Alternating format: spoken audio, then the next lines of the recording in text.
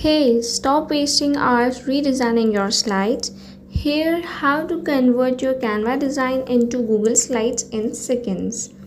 First, open Canva on your phone and select any design you want.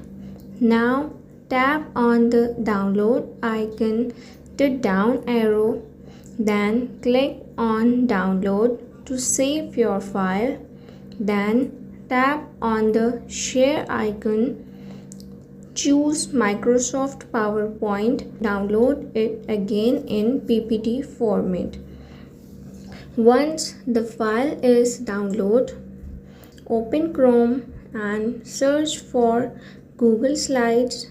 Open the website, tap on the plus icon, then select upload.